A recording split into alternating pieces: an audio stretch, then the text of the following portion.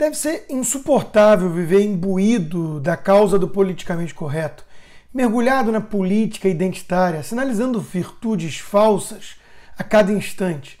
A personagem da Jodie Foster em Deus da Carnificina, do Polanski, expressa bem o esforço necessário para manter as aparências. Como soa cansativo viver da imagem que os outros fazem de você. Mas eis a realidade em Hollywood. Lá tudo é pela aparência. E há até disputa por causas corretas entre os atores. Quem consegue sinalizar mais bondade e altruísmo entre um e outro contrato milionário, negociado com muita rigidez pelos agentes ambiciosos? Eis a questão. E não vamos esquecer que eles vivem de atuar, se passar por quem não são. É o ganha-pão da turma. Ontem foi a noite do Oscar, o momento máximo dessas hipocrisias. Alguém viu, aliás? Parece que cada ano a coisa perde força, é incapaz de despertar maior interesse do público. Alguém viu ao menos 3 dos filmes indicados para as mais importantes premiações? Quem quer lacrar não consegue lucrar direito, não é mesmo? As bilheterias desses filmes andam um tanto minguadas, e não é só a pandemia não. Mas não importa, saíram os resultados e isso é sempre notícia, ainda que pela inércia de um passado mais glorioso. Eis o critério da imprensa sob o politicamente correto e essa política identitária. Dane-se o mérito individual. O importante é julgar os atributos físicos e ver quantas minorias foram premiadas. Nomadland é o grande vencedor do Oscar 2021 sem Chadwick Boseman, diz a manchete da Folha. A Academia distribuiu estatuetas importantes a mulheres, negros e asiáticos, mas ficou com Anthony Hopkins o melhor ator. E para o padrão de Hollywood, essa seria considerada então uma definição racista para o Oscar. Guga Chakra também pareceu lamentar o resultado. Melhor filme antes de melhor atriz e melhor atriz faz discurso curto, melhor ator não comparece, ao que tudo indica, expectativa era de que Chadwick Boseman ganhasse um Oscar póstumo e tivesse um momento celebratório em sua homenagem, mas aí ganhou Anthony Hopkins. Hollywood começou a declinar quando passou a adotar a política identitária em tudo aquilo que faz. E com a cultura pop tendo influência no mundo, o mundo corporativo também acaba seguindo a mesma toada, empresas criando departamentos inteiros para avaliação de linguagem utilizada no ambiente de trabalho, para empoderar as minorias e para sinalizar as falsas virtudes ao público.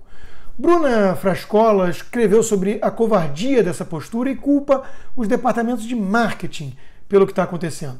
Ações de intimidação nas redes sociais contam com a covardia alheia. Olhem para um curso de comunicação de hoje, que é de longe onde saem os profissionais de marketing. Pesquise as inclinações políticas ali. Pela minha experiência, a comunicação é o curso mais infestado de pós-modernismo que há. Se não houvesse um profissional de marketing antenado às hashtags e recém-saído de um curso de comunicação, será que teríamos problemas como o Sleeping Giants? Dito de uma maneira bem simples, conclui, eu creio que os donos de empresas estejam pagando para ter prejuízo e, de quebra, ainda levam a liberdade de expressão para a vala. Jordan Peterson, que começou a ganhar fama internacional justamente quando se recusou a aceitar do Estado a imposição de adotar certos pronomes na linguagem, trata do tema em seu novo livro Beyond Order. Na regra 5, ele usa o exemplo de uma profissional que se recusa a definhar na empresa e na vida por conta de imposições tóxicas e, na melhor das hipóteses, inúteis sobre a linguagem usada ali.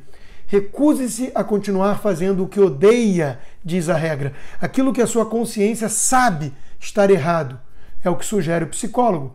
Das pequenas concessões do cotidiano, isso acaba produzindo um efeito mortal no longo prazo. Pondé, em sua coluna de hoje, volta a atacar os departamentos de marketing corporativos também.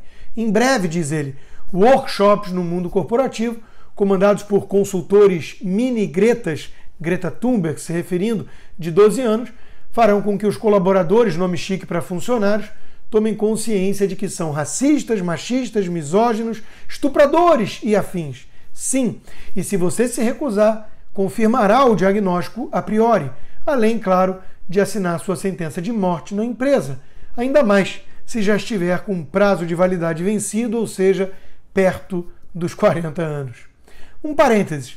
Parece que quando Pondé deixa de lado a sua obsessão por Jair Bolsonaro, a patologia mesmo, ele consegue voltar a produzir bons textos, mais atemporais e sobre cultura, em vez de política com P minúsculo, sobre eleição.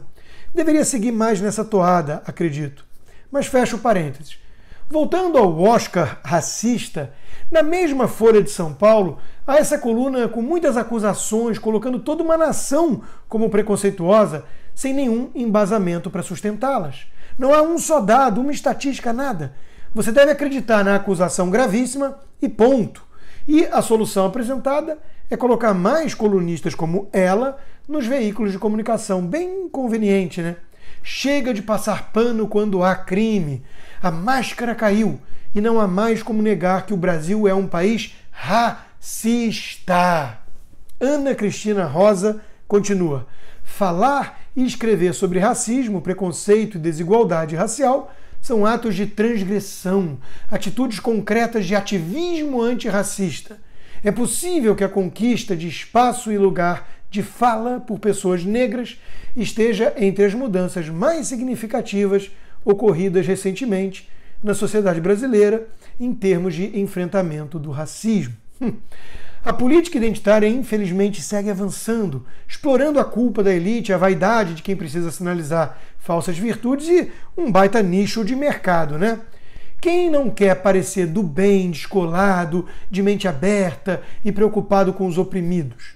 Além de não precisar gastar um só minuto estudando a sério para angariar aplausos, como aponta Guzzo na sua coluna recente. Os artistas jamais deram 5 minutos do seu tempo para entender um mínimo a respeito dos assuntos sobre os quais têm posições tão extremadas.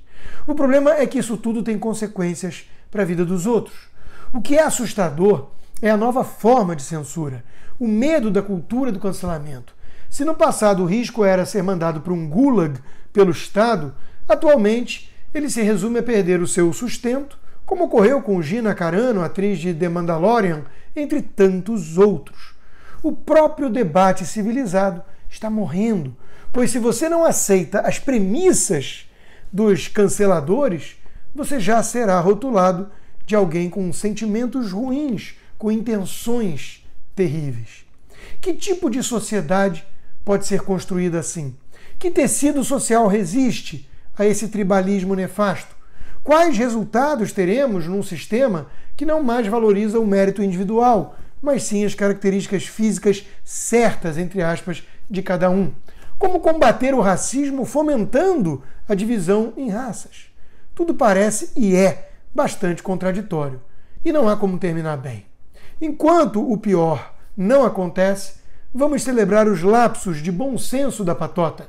Anthony Hopkins, assim como Morgan Freeman, aliás, é simplesmente um ator fenomenal e merece uma estatueta. Ele fez inclusive um filme baseado no livro de Philip Roth sobre um racismo perigoso de julgamentos precipitados. A cor da sua pele só é do interesse de quem não se importa com aquilo que realmente importa.